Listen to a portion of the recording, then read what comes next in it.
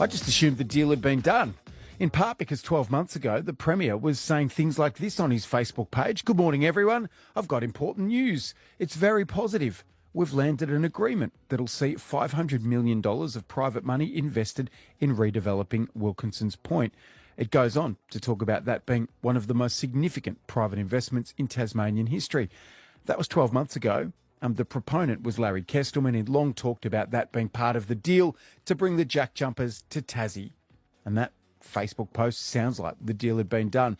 Well, front page of the Mercury today, Rob Inglis doing some reporting there, raising real questions about any deal and also about warnings that maybe the state could get a better offer if we went out to public tender. Bec Thomas is independent MLC for Elwick. Elwick is a legislative council area, one of 15, that covers the Derwent Entertainment Centre. Bec Thomas is also a former mayor of Glenorchy, which at different times has owned the Derwent Entertainment Centre, and so she's watched closely. Bec Thomas, good morning to you. Good morning, Leon. So to be clear, no deal has been done, in spite of that press release from the Premier 12 months ago about the sale of Wilkinsons Point.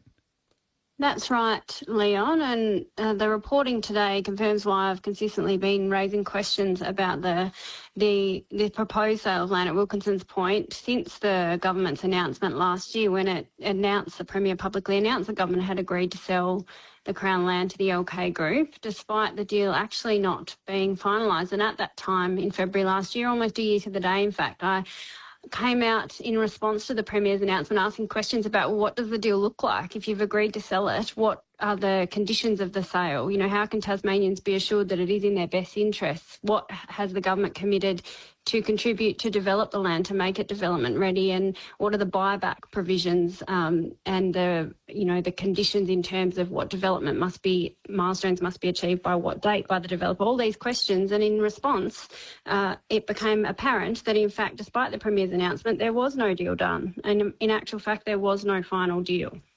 Am I right you were asking questions not just of the Premier's office, but others across, and let's not name anyone individually, but others across state growth and the public sector?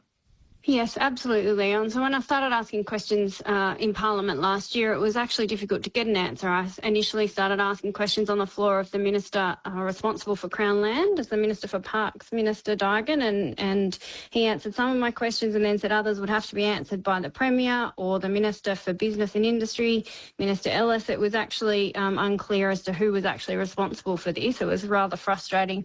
Then I sought a formal briefing from the Secretary of the Department of State Growth, who assured me that the process was being progressed through a legitimate pathway and named up the government's unsolicited proposal process as that legitimate pathway. So I was assured that whilst the deal had not yet been finalised, it certainly was going through a process that didn't require it to go to market in terms of the land for sale, that there was a legitimate process, the unsolicited proposal process, and everything was being done according to that process. However, when the Auditor General's report came out later last year, it found that not even the very first step of that process, which is consultation with a Coordinator General, had been followed. So I started asking some further questions, and the Public Accounts Committee certainly started asking questions as well.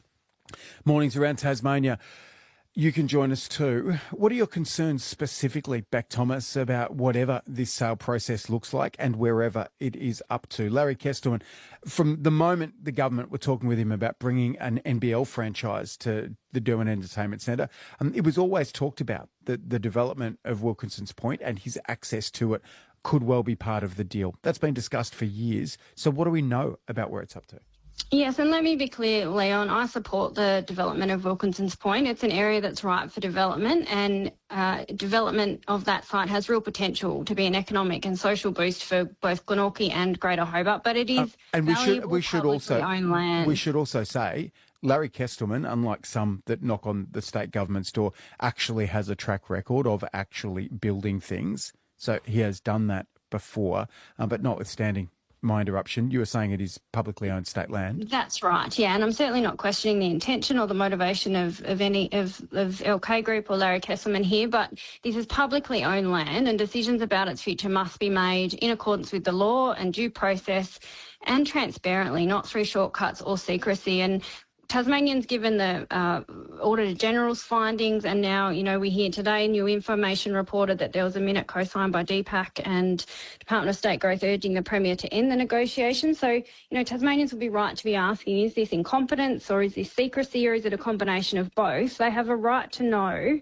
what's going on in terms of the negotiations here and whether this is in the best interest of Tasmanians. If there's not due process being followed, why?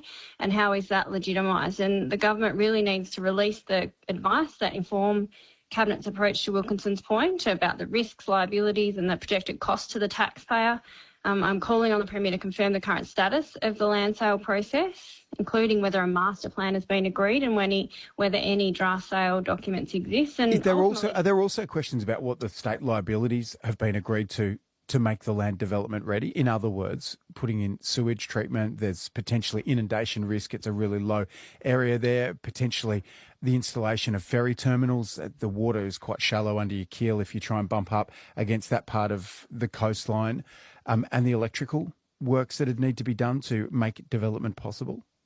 Absolutely. And a couple of budgets ago, there was an allocation of around 12 million of public money allocated to making the land development ready. And I think that's when it started raising the ire of stakeholders like the Property Council and some other developers who were going, hang on a minute, the government's proposing to put millions of dollars of taxpayers' money into this to make it development ready. How about putting it to market to see what other developers might be interested in to make sure we're getting the best outcome for taxpayer investment here in terms of any proposed sale price. So, Bec Thomas, how much is the land worth? How much is it worth, Wilkinsons Point?